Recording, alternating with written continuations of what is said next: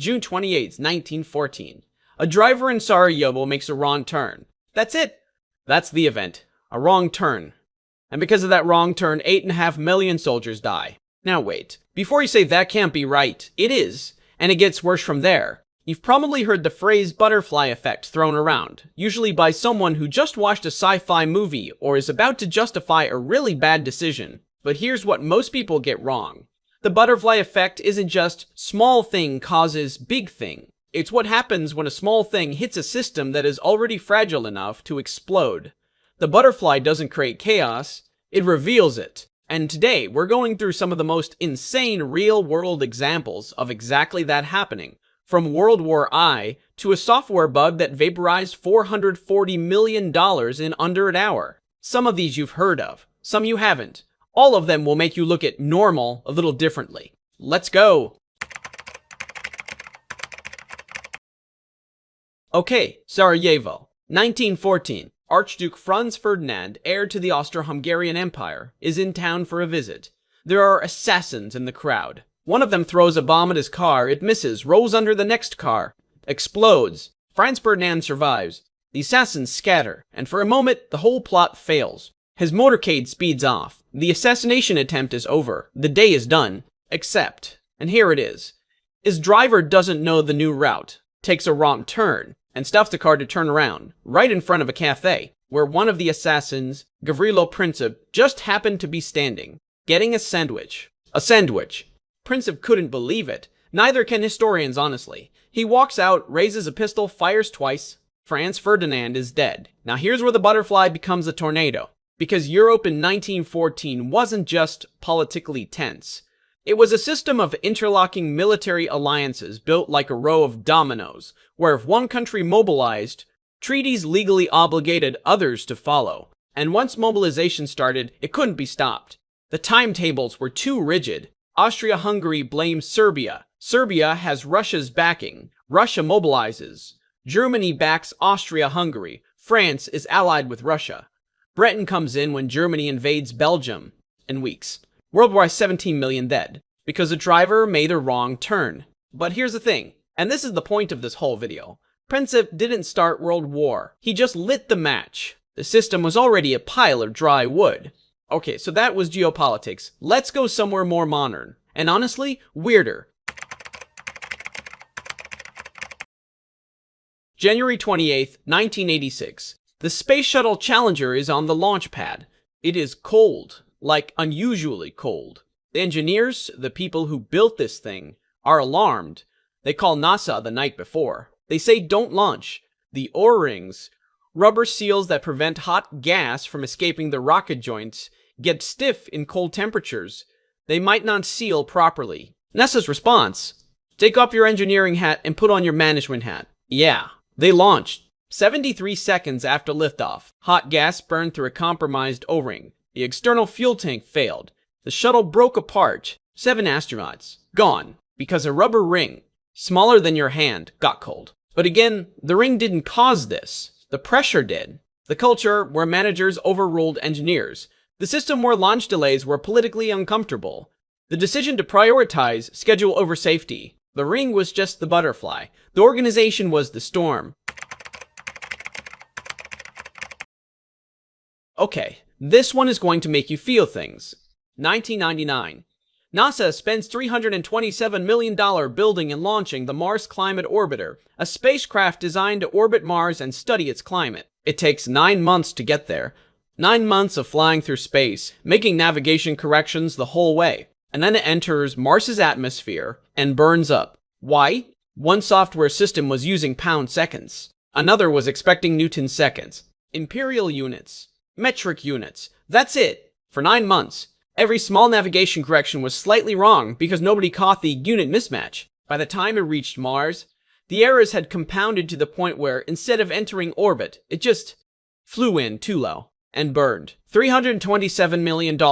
9 months. The most expensive unit conversion mistake in human history. I genuinely hope the person who made that error is doing okay. Alright.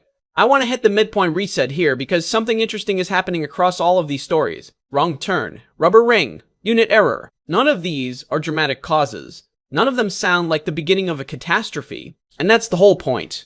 Every single butterfly effect disaster has two things in common. First, the system was already under stress, running near its limits, no slack, no margin for error. Second, something removed the layer of protection that would normally catch the small mistake before it became a big one. Missing alarm system. Manager overriding an engineer. No interface verification. The butterfly doesn't need to be powerful. It just needs to find the gap. And here's where it gets really modern. Because we have built systems that are so fast and so interconnected that butterflies don't stay butterflies for long. August 1st, 2012. Knight Capital, one of the biggest trading firms in the US, deploys new software. A developer accidentally reactivates old code that was never meant to run again. And because they're a high-frequency trading firm, meaning their systems execute thousands of trades per second automatically, that old code starts going. Nobody catches it immediately. The kill switch, not effective enough. By the time they stop it, 45 minutes. $440 million. Gone. The company almost collapsed. They were bailed out in an emergency deal days later. Think about that. One deployment mistake. Code that wasn't supposed to exist anymore. And because the system was automated, because it was designed to operate at machine speed with no human in the loop, there was no pause button fast enough. Speed was supposed to be the advantage. Speed became the amplifier. November 9th, 1989. East Germany. A government official named Günter Schabowski is handed a note just before a live press conference. It says East Germans will be allowed to travel freely. There's a new policy. What the note doesn't say, what Schabowski didn't know, because he just arrived late to the meeting, is that this was supposed to be carefully staged. The crossings were supposed to open the next day, gradually, in an orderly way. A journalist asks, when does this take effect? Schabowski looks at the paper. Immediately, without delay. He didn't know. He was just reading what was there. It goes out live, on television. People flood the checkpoints. Tens of thousands of East Germans showing up saying, the news said we can go. The border guards have no instructions. They haven't been told anything, and they're looking at thousands of people who genuinely believe they're allowed through. So they open the gates. The Berlin Wall, the defining symbol of the Cold War, falls. Because a bureaucrat misread a note at a press conference. Information is a system, and that night, a small piece of wrong information cascaded through an entire population in real time. The wall wasn't coming down because of a speech or revolution in that moment. It came down because of confusion. Okay, I'll be quick with this one because it might be the most absurd.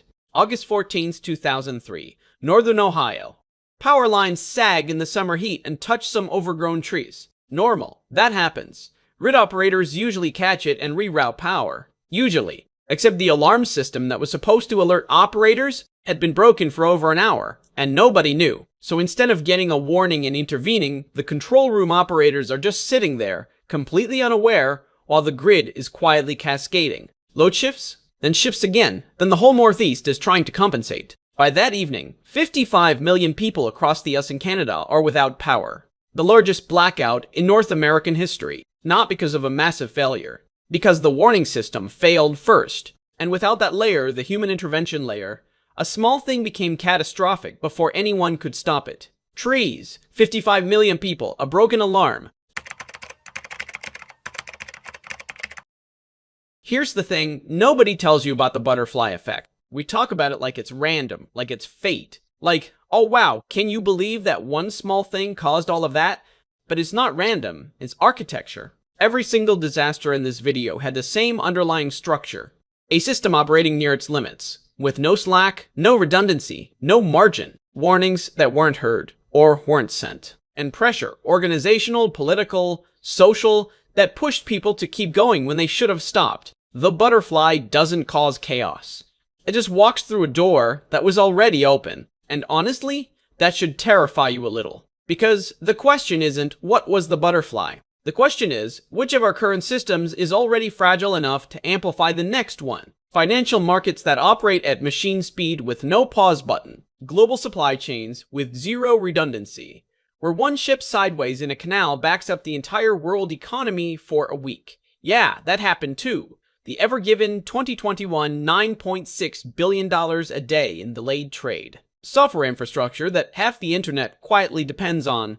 that nobody's actually maintaining. Power grids, food networks, communication systems. We have built the most complex, most tightly coupled, most optimized version of civilization in human history. And optimization, real optimization, removes the buffers. The butterfly is fine. The butterfly is always going to exist. It's the system we should be watching. So, wrong turn, rub a ring. Unit error, bad code. A tired bureaucrat, overgrown trees. 6 moments. 6 systems that had already quietly stopped working. 6 butterflies that just happened to find the gap first. The scary thing isn't that these happened.